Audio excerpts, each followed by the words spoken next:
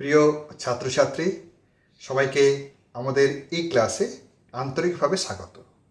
আজকে আমরা যে পাঠ্যাংশটি পড়ব সেটি হলো দ্বাদশ শ্রেণীর গদ্যাংশ ভাত।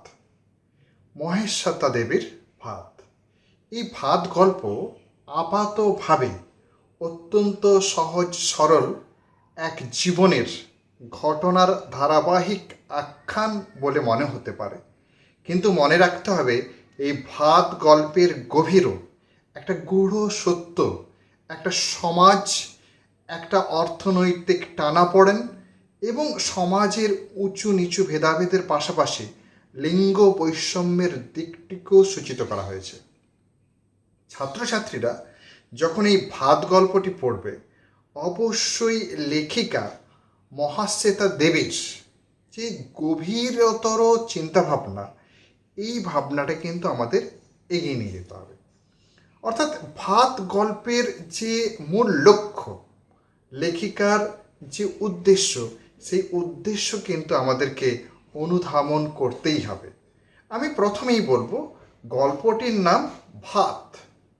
এই সামান্য দুটি অক্ষরের একটি কথা ভাত, কিন্তু এই ভাত কথাটির মধ্যে অত্যন্ত গভীরতর একটা গূঢ় ব্যাপারকে প্রকাশিত করা হয়। কেন? আমাদের যে সকল মৌলিক চাহিদা, খাদ্য, বস্ত্র এবং বাসস্থান, তার থেকে সব থেকে গুরুত্বপূর্ণ চাহিদা হলো ভাত, অর্থাৎ খাদ্য। এই খাদ্যের জন্য আমাদের কিন্তু সমস্ত জীবন সংগ্রাম, এই খাদ্যের জন্য কিন্তু আমাদের প্রতিটি সময়ের প্রতিটি লড়াই, প্রতিটি চিন্তাভাবনা স্তর, প্রতিটি কর্মের স্তর, অর্থাৎ এই ভাত আহরণ আমাদের সভ্যতায় জীবন জীবিকার মূল লক্ষ্য। সেই ভাতকে তিনি উপস্থাপিত করলেন গল্পে, অর্থাৎ সেই ভাতের আহিঙ্ক, ভাতের আকাঙ্ক্ষার গভীরতর দিকটিকে কিন্তু মহাশ্বেতা দেবী আমাদের সামনে নিয়ে এলেন। এই কারণে এই পৃথিবীর এই যে মৌলিক চাহিদা, কিভাবে সেই মৌলিক চাহিদা থেকে আমরা শোষণ এবং শাসন করে, নিপীড়ন করে একেবারে সর্বহারা নিম্ন বৃত্তীয় শ্রেণীর কীভাবে লাঞ্ছনা গঞ্জনা করছি, সেই বিষয়টিকে কিন্তু তুলে এলেন। কোথায় তুলে আনলেন? ঠিক একেবারে আমাদের পশ্চিমবঙ্গের দক্ষিণ অংশে, মূলত উত্তর এবং দক্ষিণ 24 পরগনার একটা বিশাল অংশ জুড়ে সুন্দরবন। সেই সুন্দরবন অঞ্চলের একটা ভৌগোলিক পরিস্থিতিতে সেখানে প্রাকৃতিক বিপর্যয়, অর্থনৈতিক ভারসাম্যহীনতা ইত্যাদির প্রেক্ষিতকে তিনি গ্রহণ করেছেন ঠিকই, কিন্তু এর মধ্য দিয়ে যেন তিনি সমগ্র বিশ্বের এই অর্থনৈতিক দুরবস্থাকে সূচিত করতে চাইছেন এবং তাকে ইঙ্গিত দিতে চাইছেন। তাই ভাত গল্প শুধুমাত্র একটা কাহিনীর ক্ষেত্র বা সীমাবদ্ধ ধারণায় আবদ্ধ থাকবে না। এই ভাত গল্প তারা অনেক ব্যাপকতর গভীরতর অর্থ নিয়ে আসবে। সেই কারণে ভাত গল্পের কতগুলো স্তর আমরা আলোচনা করব। আমি যদি প্রথমে যে কথাটি আলোচনা করলাম মৌলিক চাহিদা হিসাবে সবথেকে গুরুত্বপূর্ণ এই খাদ্যের জন্য কিন্তু সংগ্রাম চলে। প্রতিটি সময়, প্রতিটি স্তরে সেই সংগ্রাম কিন্তু আমরা দেখতে পাই। সেই সংগ্রামে কি হয়? যারা উচ্চবৃত্তীয় মানুষ, যারা বুর্জুয়া শ্রেণীর মানুষ, যারা সামন্ত প্রভু, তারা কি করে? তারা খেত মজুর, সাধারণ কৃষক, তাদের কাছ থেকে জোর করে সেই ধানকে কেড়ে নেয়, না হলে শ্রম কেড়ে নেয়, না হলে তাদেরকে নানানভাবে শোষিত এবং নির্যাতিত করা হয়। ফুলে ফেপে উঠে কারা?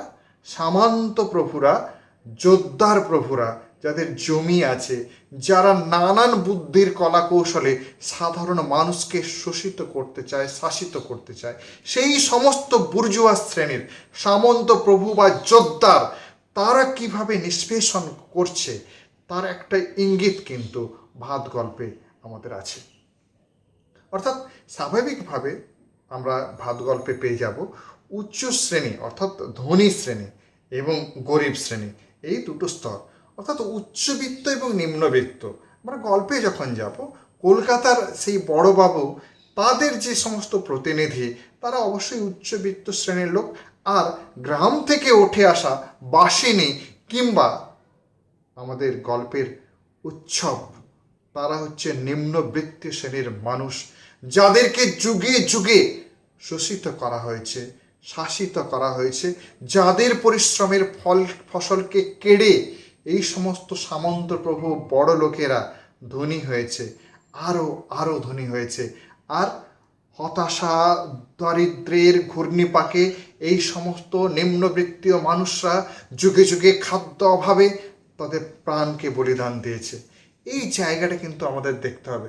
স্বাভাবিকভাবে আমরা যখন গল্পটি আলোচনা করব, যখন সামন্ত প্রভু জোরদারের প্রসঙ্গ আসবে, স্বাভাবিকভাবে ক্ষেত মজুরের কথা আসবে।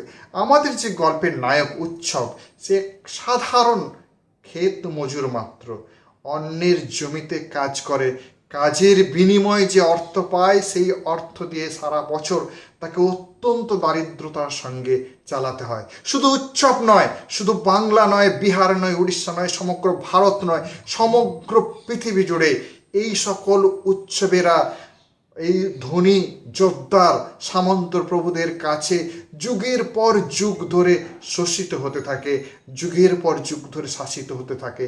প্রতিবাদী লেখিকা মহাশ্বেতা দেবীর কলমের আঁচড়ে সেই বোধ কিন্তু জাগ্রত হতে দেখে।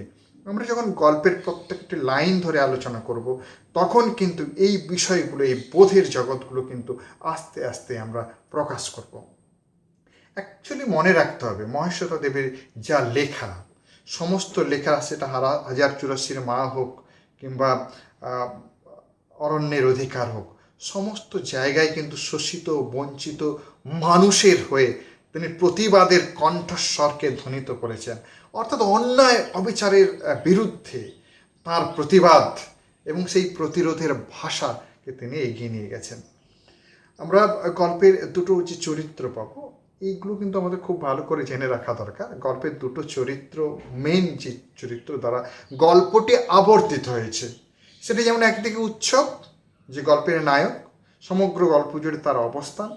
আরেকটি জায়গায় মনে রাখতে হবে, কলকাতায় আসার পর থেকে উৎসব, সেই কাহিনীর কিন্তু কেন্দ্রবিন্দু হয়ে গেছে সেই বড় লোক, বড় বাবু, যার কিনা লিভার ক্যান্সার, যে কিনা মৃত্যুমুখী। সেই তাকে কেন্দ্র করে যে তান্ত্রিক মতে যজ্ঞ বা ডাক্তার এবং তার পারিপার্শ্বিক বিষয়, এবং সেই বিষয়ে কিভাবে আমাদের উৎসব শোষিত হচ্ছে, সেই জায়গাটা। অর্থাৎ একদিকে ধনী লোকের কাহিনী, একদিকে গরিব লোকের কাহিনী, দুটো সমান্তরালভাবে যেন গল্পের মধ্যে এগিয়ে যাচ্ছে। কিভাবে একজন ধনী মানুষ গরিব মানুষদেরকে শোষিত করে, সেই জায়গাটা কিন্তু বলে দেওয়া হচ্ছে। মনে রাখতে হবে, গল্পে একটা ফিউডাল মানসিকতা অবশ্যই কাজ করছে। ফিউডাল মানসিকতা কি সামন্ততান্ত্রিক মানসিকতা। এই সামন্ততান্ত্রিক মানসিকতা হলো আমার ক্ষমতা আছে, আমার অধিকার আছে, আমার সেই ক্ষমতা বলে আমি যা ইচ্ছা করতে পারি। সেখানে প্রতিবাদ বা প্রতিরোধের কোনো জায়গা নেই। কেউ যদি প্রতিবাদ বা প্রতিরোধ করতে আসে, লেঠিল বাহিনী তার মাথা গুঁড়িয়ে দেবে, না হলে তাকে এমনভাবে আদালতের মিথ্যা চক্রান্তে ঘানি টানানো হবে যে সে কোনো দিনই প্রতিরোধের জায়গায় আসবে না। শুধু কি শ্রমিক শ্রেণীর প্রতিরোধ, শুধু কি শ্রমিক শ্রেণীর নির্যাতন এই গল্প? না, এখানে নারী, জেন্ডার বায়াস আছে, এবং লিঙ্গের যে শোষণ সেটাও কিন্তু আছে। আমরা যদি গল্পটাকে খুব পুঙ্খানুপুঙ্খভাবে দেখি, তাহলে যে বড় বাড়ির যে সমস্ত বউরা বা পিসিমা, এই সমস্ত ক্যারেক্টারে কিন্তু সামন্ততান্ত্রিক ফিউডাল মানসিকতার দ্বারা শোষিত, নির্যাতিত। সেই কারণে তাদের কোনো নির্দিষ্ট নাম নেই, ব্যক্তি স্বাতন্ত্রতা নেই। যেমন ফিউডাল অর্থাৎ সামন্ততান্ত্রিক মানসিকতায় তারা একেবারে বঞ্চিত, একেবারে শোষিতের সেই জায়গায়। অর্থাৎ সেই জায়গাটাও লেখিকা মহাশ্বেতা দেবী কীভাবে তুলে ধরেছেন, সেটা কিন্তু অবশ্যই আমাদেরকে পুঙ্খানুপুঙ্খভাবে দেখতে হবে। মনে রাখতে হবে যে এই যে সামন্ততন্ত্র প্রভুরা, এরা হচ্ছে ভোগবাদী মানসিকতা। তারা উৎপাদনশীলতার সঙ্গে সরাসরি যুক্ত নেই, একেবারে ভোগবাদী মানসিকতা, নারী লোলুপ মানসিকতা। তারা কোনো কর্মের সঙ্গে যুক্ত নয়, একেবারে রাত্রি অবধি ফুর্তি, মদ, মেয়ে, সেই সমস্ত নির্লজ্জ জঘন্যতম শারীরিক পিপাসা তারা মেটায়, আর দিনের বেলায় দীর্ঘ সময় তারা ঘুমিয়ে থাকে। অর্থাৎ এই যে নিষ্কর্মা পৌরুষত্বহীন পুরুষেরা সামন্ততান্ত্রিক মডেল, সামন্ততান্ত্রিক শোষণের ফলে যুগের পর যুগ ধরে কিভাবে তারা পার পেয়ে যাচ্ছে, অথচ অক্লান্ত পরিশ্রম করে সাধারণ মানুষ, নিষ্পেষিত মানুষ কিভাবে অত্যাচারিত হচ্ছে, কিভাবে শোষিত হচ্ছে, সেই দিকটি লেখিকা অত্যন্ত সুন্দরভাবে তুলে ধরেছেন। এখানে আমরা একটা কথা বলবো যে একটা যে গভীর মানসিকতা, যে বড় বাড়ির লোকেদের মানসিকতার মধ্যে আমরা দেখব সেই যে বাড়িটা তার নিজের এই বোধ কিন্তু নয়, কিন্তু উৎসব যখন সেই প্রচণ্ড ঝড় জলের দিন তার স্ত্রী কন্যাকে হারিয়ে ফেলে, সেই সংসার, সেই ঘর তার স্ত্রী কন্যা তার একেবারে নিজের, একেবারে প্রাণের, সেই কারণে তার দুঃখ বেদনায় সে জর্জরিত হয়েছে, সে খেতেও পর্যন্ত পারেনি। অর্থাৎ দুটো পরিবারের যদি কথা বলি, একটা উচ্চবিত্ত শ্রেণীর মানুষের মধ্যে যে দৃঢ় বন্ধনের অভাব, শুধুমাত্র পাশবিক ভোগবাদী মানসিকতা, অন্যদিকে একেবারে ক্ষেত মজুর, একেবারে নিম্নবৃত্তীয় শ্রমজীবী মানুষ, তাদের যে পারিবারিক বন্ধন, ভালোবাসা, স্নেহ, মায়া, মমতা, শুধু তাই নয়, বাসিনীর সঙ্গে আমরা যদি দেখি উৎসবের গ্রামের একটা দাদা, এবং তার জন্য যে তার একটা হৃদয় ব্যাকুল হয়ে ওঠে, তার জন্য সে যে ভাবছে, অর্থাৎ হৃদয় আছে এই সমস্ত মানুষের ক্ষেত্রে। অর্থাৎ অনেকগুলো দিক আমরা এই ভাত গল্পে কিন্তু দেখব। আমি বিস্তৃতভাবে গল্পের শুরুতে এই কারণে আলোচনা করছি যে এই গল্পটাকে প্রবেশ করতে গেলে এই বিষয়গুলোকে কিন্তু আমাদের মনে রাখতে হবে। বিষয়গুলো যদি আমি আর একবার বলি তোমাদের কাছে, প্রথমত সামন্ততান্ত্রিক মানসিকতা, অর্থাৎ ফিউডাল বোধ, যেখানে জমিদার কিভাবে শোষণ করছে সাধারণ মানুষকে। দ্বিতীয় কথা, সেই ফিউডাল মানসিকতার যে ভোগবাদী ফল, যে স্ত্রীদেরকে বা নারীদেরকে কীভাবে শোষণ করা হয় সেটা দেখতে হবে।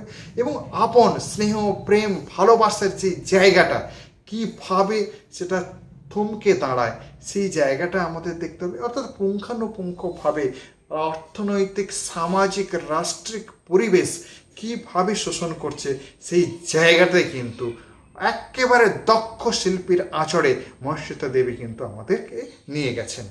20 শতকের অন্তিম লগ্নের একটা নারী ভাবনাও কিন্তু এখানে প্রকাশ পেয়েছে। সেখানে পিসিমা, এবং মনে রাখতে হবে একটা বিকৃত সুখ যেন বড় বাড়ির মধ্যে কাজ করে, অর্থাৎ অন্তরের গভীরতর সুখ, অন্তরের গভীরতর ভালোবাসার সেই জায়গা নয়, একটা বিকৃত মানসিকতা, একটা বিকৃত সুখ পাওয়ার চেষ্টা করে এই সমস্ত ধনী শ্রেণীর মানুষেরা। অর্থাৎ এই যে জায়গাগুলো আমরা পুঙ্খানুপুঙ্খ আলোচনা করব, কিন্তু তার আগে আমি লেখিকা মহাশ্বেতা দেবী সম্পর্কে একটু আলোচনা করে নিতে চাই, তাতে একটু সুবিধা হবে। জন্ম 1926 খ্রিস্টাব্দের 14ই জানুয়ারি, শিক্ষা শান্তিনিকেতনে, মেদিনীপুর মিশন স্কুলে, Beltala school, Ashutosh college, Santiniketan college, এবং পরবর্তী ক্ষেত্রে কলকাতা ইউনিভার্সিটি থেকে প্রাইভেটে এমএ পাস করেন। বিবাহ হয় বিখ্যাত গণনাট্য শিল্পী, নাট্যকার বিজন ভট্টাচার্যের সঙ্গে। এখানে আমি একটা কথা বলবো যে মহাশ্বেতা দেবী তার গভীরতর চিন্তা ভাবনার এই যে জায়গা, সেই গভীরতর সেই জায়গাটা কিন্তু গণনাট্য আন্দোলন এবং তার যে স্থপতি এবং বাংলার অন্যতম বিখ্যাত নাট্যকার বিজন ভট্টাচার্যকে স্বামী হিসাবে পেয়ে তার যে চিন্তা ভাবনার একটা গভীরতর প্রভাব অবশ্যই আছে। বিজন ভট্টাচার্য গণনাট্য আন্দোলনে যেমন সাধারণ মানুষ, খেটে খাওয়া মেহনতি মানুষের হয়ে সোচ্চার হয়েছিলেন, তার গল্পে নবান্নে আমরা স্বাভাবিকভাবে সেই না খেতে পাওয়া মানুষের, ভুখা মানুষের যে দাবি, যে অধিকার, সেই কথাই কিন্তু বারবার প্রকাশিত হতে দেখি। অর্থাৎ যুগের পর যুগ ধরে না খেতে পাওয়া মানুষদের প্রতিরোধের ভাষা, প্রতিবোধের ভাষা যেন তার মধ্যেও সংক্রামিত হয়েছে। তিনি দেখেছেন মহাশ্বেতা দেবী যে 50-এর মন্বন্তরে লক্ষ লক্ষ মানুষ কিভাবে না খেতে পেয়ে মারা গেছে। শুধু তাই নয়, পরবর্তী সময়ে পরবর্তী বছরগুলো জুড়ে স্বাধীনোত্তর ভারতেও অসংখ্য মানুষ খাদ্যের জন্য আন্দোলনে আত্মবলিদান দিয়েছে। সেই যে খাদ্য আন্দোলনের প্রহর পেরিয়ে বিশাল একটা কঠিন সময়ের মধ্য দিয়ে ভারত অতিক্রম করেছে, ভারতকে মাইলও ঘাটা খেতে হয়েছে, ভাত পায়নি। সেই কঠিন পরিস্থিতির পথ অতিক্রম করেও কিন্তু তিনি খাদ্যের অধিকারের জন্য সাধারণ মানুষের হয়ে কথা বলেছেন। শিক্ষকতা তিনি করেন পদ্মপুকুর ইনস্টিটিউটে, কেন্দ্রীয় সরকারের ডেপুটি অ্যাকাউন্ট্যান্ট জেনারেল ছিলেন, পোস্ট ও টেলিগ্রাফ অফিসের আপার ডিভিশন ক্লার্ক ছিলেন, বিজয়গড় জ্যোতিষ রায় কলেজে ইংরেজির অধ্যাপিকা ছিলেন। বিজন ভট্টাচার্যের সঙ্গে কিন্তু তার বিবাহ বিচ্ছেদ হয়েছিল। পুত্র নবারুণ ভট্টাচার্য বর্তমান সময়ের একটি অত্যন্ত বলিষ্ঠ সাহিত্যিক। পরে তিনি আবার বিবাহ করেছিলেন, সে বিবাহ কিছুদিন পরে বিচ্ছেদ হয়। যাই হোক, পরবর্তীকালে পুরস্কার এবং সম্মাননা প্রচুর পুরস্কার পেয়েছেন। 1979-তে সাহিত্য একাডেমি পুরস্কার, 1986-তে পদ্মশ্রী পুরস্কার, 1996-তে জ্ঞানপীঠ পুরস্কার, 1997-তে রামন ম্যাগসাইসাই পুরস্কার, 2006 পদ্মভূষণ, 2010-এ TNR জাতীয় সাহিত্য পুরস্কার, ঝাড়খণ্ড সিনে অ্যাওয়ার্ড, IPM মানবতা পুরস্কার, 2011 বঙ্গবিভূষণ এবং 2012-তে লাইফ টাইম অ্যাচিভমেন্ট পুরস্কার। এবং তারপরে তিনি মারা যান বেশ কিছুদিন। তাকে নিয়ে একটি স্মৃতি আছে তার বাড়িতে। পশ্চিমবঙ্গ সরকার একটা স্মৃতির মিউজিয়াম করেছেন, ছাত্রছাত্রীরা ইচ্ছে করলে সেখানে যেতে পারো।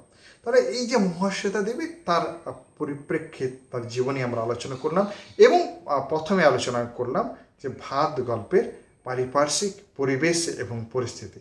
আমরা এবার গল্পের মধ্যে আসব। ভাত মহাশ্বেতা দেবী, লোকটার চাহনি বড় বাড়ির বড় বইয়ের প্রথম থেকেই ভালো লাগেনি, কী রকম যেন উগ্র চাহনি। তাহলে আমরা গল্পের একেবারে শুরুতেই একটা ক্লাস ডিভিশন অর্থাৎ শ্রেণী বৈষম্য দেখতে পাবো। বড়বাবুর বড় বউ কোন শ্রেণীর প্রতিনিধি? অবশ্যই উচ্চবিত্তীয় শ্রেণীর প্রতিনিধি। তাদের যে সাংস্কৃতিক চেতনা, সো কল্ড সাংস্কৃতিক বোধ, উন্নত চেতনা যেটাকে আমরা বলছি, সেই সাংস্কৃতিক চেতনার সঙ্গে নিম্নবিত্তীয় মানুষের সাংস্কৃতিক চেতনার একটা পার্থক্য আছে। মহাশ্বেতা দেবী অত্যন্ত সুন্দরভাবে সেই পার্থক্যটাকে কিন্তু গল্পের একেবারে শুরুতেই আমাদেরকে সূচিত করেছেন। লোকটার চাহনি ভালো লাগেনি। কেন চাহনি ভালো লাগেনি? সে চাহনির মধ্যে কি একটা উগ্রতা আছে। আমাদের এখানে একটা দেখতে হবে বিষয়, উগ্রতা বলতে কোন চাহনির কথা একটা নারী খারাপ বলতে পারে? আসলে আমাদের যে প্রবৃত্তি আছে, দুটো প্রবৃত্তি, একটা যৌন চাহিদা, একটা খাদ্যের চাহিদা। মনে রাখতে হবে এই নিম্নবিত্তীয় শ্রেণীর মানুষদের মধ্যে সেই পাশবিক যৌন চাহিদার জায়গাটা এভাবে স্পষ্ট নয়, কিন্তু বড় বাড়ির বউ যে সামন্ততান্ত্রিক আবহে বড় হয়ে উঠেছে, যার শ্বশুর যার স্বামী নারীর লোলুপ বাসনায় বড় হয়েছে, ফলে তাদের কাছে এই চাহনিটাকে পাশবিক নারী লোলুপতা মনে হতে পারে, কিন্তু উৎসবের সে চাহনি কিন্তু খাদ্যের জন্য ক্ষুধার সেই চাহনি কিন্তু বড়বাবুর বড় লোকের সেই বড় বউ বুঝতে পারেনি। সেই কারণে তার কাছে চাহনিটাকে কেমন যেন মনে হয়েছে, উগ্র পাশবিক বলে মনে হয়েছে। আর কোমর পর্যন্ত ময়লা নুঙ্গিটা অত্যন্তই ছোট, চেহারাটা বুনো বুনো, কিন্তু বামুন ঠাকুর বলল ভাত খাবে কাজ করবে। এই যে জায়গাটা কেন তাকে খারাপ মনে হয়েছে? সকল্ড উচ্চ শ্রেণীর মানুষের কাছে এই নিম্নবিত্তীয় না খেতে পাওয়া অসহায় মানুষ, যার কিনা পরিধানের বস্ত্রটুকু নেই, ছোট্ট করে নুঙ্গি পরা এবং সেটা অত্যন্ত ময়লা, এই ছোট্ট করে নুঙ্গি পরাটা কোথায় অবধি? কোমর পর্যন্ত প্রায়, এবং চেহারাটা বুনো বুনো, অর্থাৎ চেহারার মধ্যে একটা মোলায়েম পেলবতা নেই, একটা নিষ্ঠুর যেন শুষ্ক মানসিকতা। অর্থাৎ যে খেতে পায়নি, যে সারা জীবন ধরে শোষিত হয়েছে, সারা জীবন থেকে ক্ষুধার বিরুদ্ধে লড়াই করতে হয়েছে, সেই মানুষকে এরা কিনা বুনো বুনো মানুষ দেখে, সেই মানুষের লুঙ্গিটাকে এরা একটা যৌন চেতনা হিসাবে দেখে। একটা খারাপ চিন্তা ভাবনার জায়গাকে কিন্তু উৎসবকে নামিয়ে আনে। কিন্তু বামুন ঠাকুর বলল ভাত খাবে, কাজ করবে, অর্থাৎ এখানে ঠিক আছে, তার পারিশ্রমিক কিছু নেই, সে কেবলমাত্র খাদ্যের বিনিময়ে তার পরিশ্রমকে কেড়ে নেওয়া হবে। এই নৃশংসতা তার কাছে কিছু মনে হয়নি, যে একজনকে কাজ করানোর পরেও তাকে সঠিক পারিশ্রমিক দেওয়া হবে না, শুধুমাত্র পেট ভাঙ্গা, পেটের জন্যই খাওয়া। এই যে পাশবিক মানসিকতাই কিন্তু লেখিকা মহাশ্বেতা দেবী একেবারে গল্পের প্রথমেই আমাদের পাঠকের চোখে আঙুল দিয়ে দেখিয়ে দেন। কোথা থেকে আনলে? এ সংসারে সব কিছুই চলে বড় পিসিমার নিয়মে। বড় পিসিমা বড় বউয়ের পিসশাশুড়ি হন। খুবই অদ্ভুত কথা, তার বিয়ে হয়নি। মানে এই যে ব্যক্তিটাকে কোথা থেকে আনা হয়েছে, সেটা কেউ জানে না। কে জানে? বড় পিসিমা। অর্থাৎ সেই যে বড় বাড়ির সমস্ত কিছু, এই ব্যাপারগুলোকে কে দেখাশোনা করেন? বড় পিসিমা, অর্থাৎ তার যে শ্বশুর, তার বোন। বড় পিসিমা বড় বউয়ের পিসি শাশুড়ি হন, অর্থাৎ বড় বাবুর যে বড় বউ যে কথাটা কিন্তু বলছে, তার কি হন? পিসি শাশুড়ি। খুবই অদ্ভুত কথা, তার বিয়ে হয়নি। এইখানে কিন্তু আমাদের মনে রাখতে হবে, বিয়ে হয়নি কেন? অর্থাৎ তাকে বিয়ে দেওয়া হয়নি। কেন বিয়ে দেওয়া হয়নি সেই ঘটনাটা আমরা পরে আসছি। সবাই বলে সংসার ঠেলবার কারণে অমন বড় লোক হয়েও ওরা মেয়ের বিয়ে দেয়নি। তখন বউ মরে গেল, বুড়ো কর্তা সংসারে নিয়ে নাটা ঝামটা হচ্ছিল। কেন? মনে রাখতে হবে, তার বোন, এত বড় বাড়ির লোক, তার বোনকে তারা কিন্তু বিয়ে দেয়নি। কেন বিয়ে দেয়নি? বোনকে বিয়ে দিলে পয়সা খরচা হয়ে যেত, কিংবা তাদের পারিবারিক স্বার্থের জন্য বোনের জীবনকে ধ্বংস করা হয়েছে। অর্থাৎ তার স্ত্রী যখন মারা যায়, সংসারের ছেলে পুলে নিয়ে নাটাঝাম, অর্থাৎ হিমশিম খাচ্ছিল বড় কর্তা, সেই কারণে তার এই হেসেল ঠেলার জন্য বা সংসারের খাদ্য ইত্যাদি ইত্যাদি পরিচালনার জন্য নিজের বোনকে সে বিয়ে দেয়নি। অর্থাৎ এখানে নারীর প্রতি পুরুষের যে আগ্রাসন, সে কথাটাই দেওয়া হয়েছে। কোন পুরুষের আগ্রাসন? সামন্ততান্ত্রিক প্রভু, জোরদার প্রভু, বড়লোক। সে তার নিজ স্বার্থ চরিতার্থের জন্য নারীর যে একটা আলাদা আকাঙ্ক্ষা থাকতে পারে, বাসনা থাকতে পারে, তার বোনের যে একটা জীবন থাকতে পারে, সেই জায়গাটাকে কিন্তু সম্পূর্ণ ভুলে গেলেন। কি চাইলেন? নিজের স্বার্থ, নিজের সংসারটাকে চালানোর জন্য সেই বড় পিসিমাকে বিয়ে দেয়নি। বড় বাড়ির লোকেরা বলে ওর বিয়ে ঠাকুরের সঙ্গে, উনি হলেন দেবতার সেবিকা। এই জায়গায় কিন্তু মনে রাখতে হবে, বড় বাড়ির লোকেরা লোকের কাছে বলে বেড়ায় উনি দেবতার সেবিকা, সেই কারণে তিনি বিয়ে করেননি। কেন দেবতার সেবিকা তিনিও বা হলেন কেন? আসলে এই সমস্ত সামন্ত প্রভুদের মধ্যে তাদের স্ত্রী এবং স্বামীর মধ্যে একটা গভীরতর সম্পর্ক থাকে না, এবং তারা স্ত্রীকে সেই স্ত্রীর যে মর্যাদা, সেই মর্যাদায় নিয়ে যায় না। কেননা তারা নারী লোলুপ হয়। নারী লোলুপতার বাসনা স্ত্রী বা সংসারের অন্যান্য নারীদেরকে তারা কেবলমাত্র পণ্য, এবং বলা যেতে পারে শুধুমাত্র কাজের জন্য তারা কিন্তু রাখে। এই জায়গাটা মনে রাখতে হবে। এই সামন্ততান্ত্রিক পরিকাঠামোয় বড় হয়ে বড় পিসিমার মনে হয়েছে তার বিয়ে করা কিংবা না বিয়ে করা সমান কথা। এই এত লোলুপ দুর্দান্ত পুরুষের সঙ্গে ঘর করার থেকে বরং দেবতার সঙ্গে বিয়ে করা, অর্থাৎ নির্ঝঞ্ঝাট একটা জীবন অতিবাহিত করা, একটা নারীর পক্ষে আরও বেশি ভালো হয়। অর্থাৎ এখানে সামন্ততান্ত্রিক মানসিকতাকে একেবারে স্পষ্ট করে একবার দৃঢ় অভিজ্ঞতা সম্পন্ন মহাশ্বেতা দেবী পাঠকের কাছে উন্মোচিত করেন। বড় বাড়িতে শিব মন্দির আছে একটা, বুড়ো কর্তা এ রাস্তায় সবগুলো বাড়ি শিব, মহেশ্বর, ত্রিলোচন, উমাপতি এমন বহু নামে শিবকে দিয়ে রেখেছিলেন। দূরদর্শী লোক ছিলেন তিনি, তার জন্যই এরা করে খাচ্ছে। বড় পিসিমা নাকি বলেছিলেন উনি আমার প্রতিদেবতা, মানুষের সঙ্গে বিয়ে দেব না।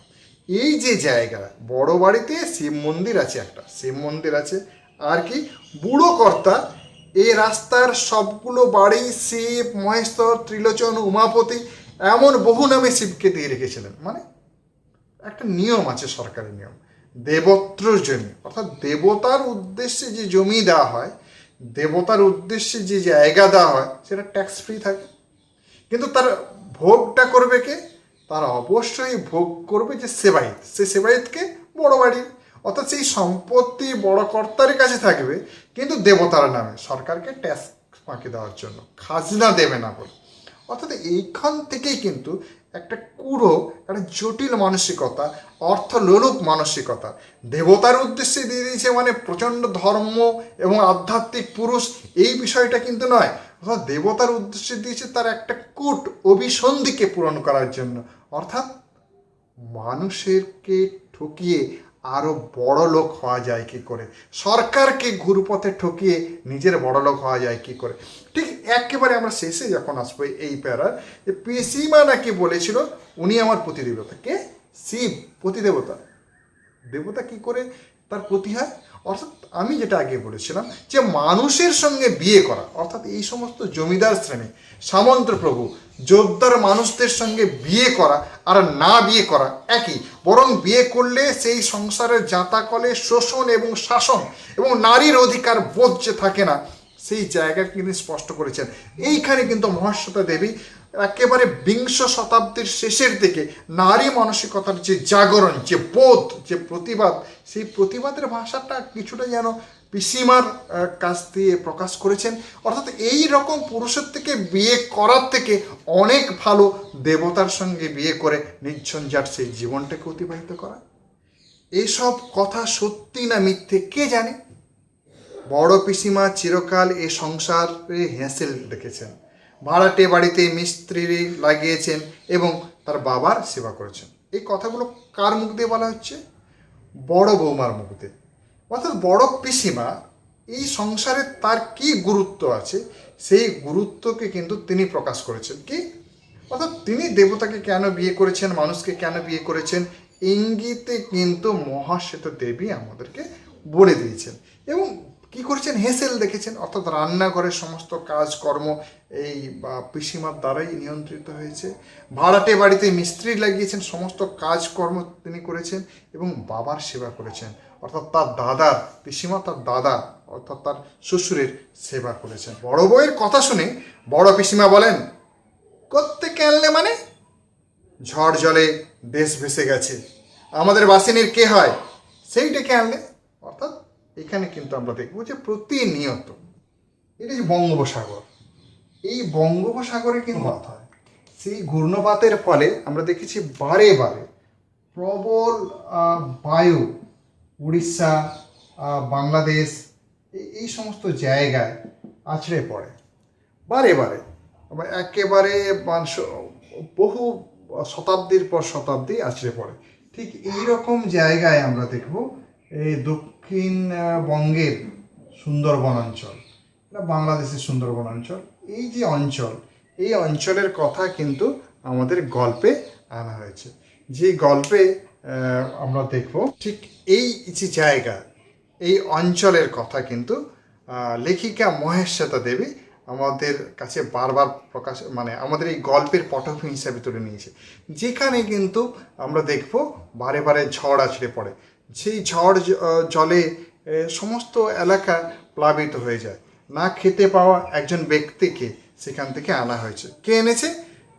বাসিনী, তার গ্রাম সম্পর্কিত দাদা। বড় বউ বলে, কিরকম দেখতে, ময়ূর ছাড়া কার্তিক আসবে নাকি? তোমরা তো 10টা পয়সা দিতে পারবে না, প্রাণে ধরে। এই 14 দফায় কাজ করবে, পেটে দুটো খাবে বই তো নয়, কেনা চাল নয়, বাধা থেকে চাল আসছে, তা দিতেও আঙুল বেঁকে যাচ্ছে। এইখানে কিন্তু আমরা দেখব বড় পিসিমা কিন্তু একটা ব্যঙ্গ করতে চাইছেন। কাকে ব্যঙ্গ করতে চাইছেন? তার বড় বৌমাকে। কেন ব্যঙ্গ করতে চাইছেন? তার উদ্দেশ্য কি? একটা তীব্র রাগ এবং জীবনে না পাওয়ার, কেমন দেখতে, ময়ূর ছাড়া কার্তিক আসবে নাকি? অর্থাৎ সুন্দর অপরূপ পুরুষ সেখানে কাজ করতে আসবে, এমনটা কি? না, এমনটা নয়। তাহলে এই কথাটা আসবে কেন? যে গ্রাম্য লোক একটা, তার চেহারা এরকম হতে পারে, সুন্দর নাও হতে পারে, কিন্তু সেই উদ্দেশ্যে কি বলছেন, হয়তো মনের একটা ক্ষোভ তার মধ্য দিয়ে মিটিয়ে নিতে চাইছেন। কি করবে? 14 দফায় কাজ করবে, কাঠ কাটবে, অন্যান্য খাবার কাজ করবে, নানান সমস্যার সমাধান করবে। সে দুটো পেটে খাবে, এছাড়া তো আর কিছু না। সেই দুটো পেটে খাওয়ার জন্য সেই লোকটাকে আনা হয়েছে, সেটাও তোমাদের দিতে আঙুল বেঁকে যাচ্ছে, তোমাদের দিতেও বেঁকে যাচ্ছে। কার? একটা যেন বলতে চাইছেন যে এটা যেন তার নিজের না, এই যে সব কিছু যেন বড় বৌমাদের, অথচ সেই সংসারে কেউ না। অর্থাৎ সাংসারিক যে দৃঢ় বন্ধনের জায়গা, সেই দৃঢ় বন্ধন যে নেই, সেই কথাটা কিন্তু মহেশ্বেতা দেবী আমাদের পাঠককে কিন্তু স্পষ্ট করে দিতে চেয়েছেন। আমরা যদি তারপরে আসি, বড় বউ চুপ করে যায়। বড় পিসির কথায় আজকাল কেমন যেন একটা ঠেস থাকে। তোমাদের মানে কি? বড় পিসিমা কি অন্য বাড়ির লোক নাকি? পয়েন্ট অফ ভিউ তোমাদের, আমি যেটা আগে বলার চেষ্টা করছি, তাহলে সেই ঘরটাকে কি সেই নিজের ঘর ভাবে না? এই সমস্ত কিছু কি তার নিজের বলে মনে হয় না?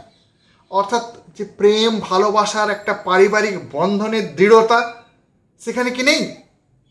বড় বউ কিন্তু এখানে তার মনে প্রশ্ন উঠেছে।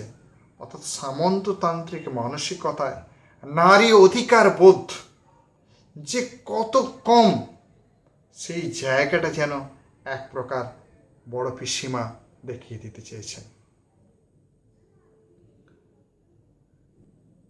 বড় পিসিমা শেষ খোঁচাটা মারেন, তোমার শ্বশুরই মরতে বসেছে বাছা, সেজন্যই হোমযজ্ঞ হচ্ছে, তার জন্য একটা লোক খাবে। বড় বউ কোনো কথা বলে না, সব কথাই সত্যি। তার শ্বশুরই মরতে বসেছে। 82 বছরটা অনেকটা বয়স, কিন্তু শ্বশুর বেশ টনক ছিলেন। তবে ক্যান্সার বলে কথা, ক্যান্সার যে লিভারে হয় তা বড় বউ জানতো না। বড় বউ প্রায় দৌড়ে চলে যায়। এই যে কথা, তার শ্বশুর মরতে বসেছে, হ্যাঁ সত্যি কথা তো, আমারই বাবা, আমার শ্বশুর তো মরতে বসেছে। কিন্তু মনে রাখতে হবে তার শ্বশুর কিন্তু বড় পিসিমার দাদা। বড় পিসিমা তার নিজের দাদা মরতে বসেছে এই কথাটা না বলে ঘুরিয়ে কি বলেছেন, তোমারই তো শ্বশুর মরতে বসেছে, তার জন্য একটা লোক খাবে, হোমযজ্ঞের জন্য কাঠ কাটবে, তাতে তোমার আঙুল বেঁকে যাচ্ছে। এই যে ঠেস দেওয়া কথা, অর্থাৎ গভীরতর প্রেম ভালোবাসার যে অভাব, সেই জায়গাটা যেন কোনোভাবে স্পষ্ট করে দেওয়া হচ্ছে। কেন লিভারের ক্যান্সার, কেন কেন আনলেন তিনি? হতে পারে যে সমস্ত যোদ্ধার শ্রেণীর মানুষেরা, যারা যুগের পর যুগ ধরে মানুষের খাদ্যকে শোষণ করেছে, যুগের পর যুগ ধরে মানুষকে খেতে দেয়নি, নিম্নবিত্ত শ্রেণীর মানুষকে তাদের হকের অধিকারকে বঞ্চিত করেছে, সেই পাপের অর্থ, পাপের খাদ্য তার হজম হয়নি, হজম হতে পারে না। সেই কারণে লিভার থেকে যে জুস নির্গত হয়, সেই জুস যে হজম করে, ঠিক সেইখানেই ক্যান্সার এসেছে। হয়তো খুব সুনিপুণভাবেই মহেশ্বেতা দেবী সেই জায়গাটাকে চিহ্নিত করতে চেয়েছেন। অর্থাৎ যোদ্ধা, তাদের যে সামন্ততান্ত্রিক মানসিকতার মধ্যে কিন্তু ক্যান্সার এসেছে। অর্থাৎ সমগ্র বিশ্ব জুড়ে যারা যোদ্ধার আছে, ভূমিদার আছে, যে সমস্ত সামন্ত প্রভু, তাদের চিন্তা ভাবনায় ক্যান্সার এসেছে। শুধু তাই নয়, রাষ্ট্রিক পরিবর্তনের সঙ্গে সত্যি সত্যি অর্থনৈতিক জায়গায় কিন্তু তাদের ধসে যেতে হয়েছে। এখন শিল্পতান্ত্রিক প্রভুরা এই সমাজ এবং রাষ্ট্রের শেষ নিয়ন্ত্রণ শক্তি, যে নিয়ন্ত্রণ শক্তি একদিন সামন্ততান্ত্রিক সমাজ ব্যবস্থায় এই সমস্ত প্রভুরা ছিল, তাদের ক্যান্সার রন্ধ্রে রন্ধ্রে আজকে প্রকাশিত হয়েছে, শুধু লিভারে নয়। অর্থাৎ শেষকাল পর্যন্ত তাদেরকে এই পৃথিবী থেকে সরে যেতে হবে। এবং সেই সরে যাওয়ার জায়গাটা বড় বৌমা এখনো বুঝতে পারছে না যে লিভারে ক্যান্সার হয়, অন্য কোথাও তো ক্যান্সার হতে পারে। অর্থাৎ একটা সুনিপুণভাবে মহেশ্বেতা দেবী সেই জায়গাটায় আমাদেরকে পৌঁছে দেয়।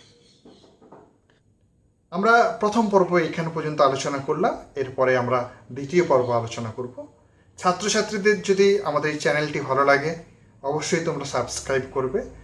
তোমরা সবাই ভালো থাকবে।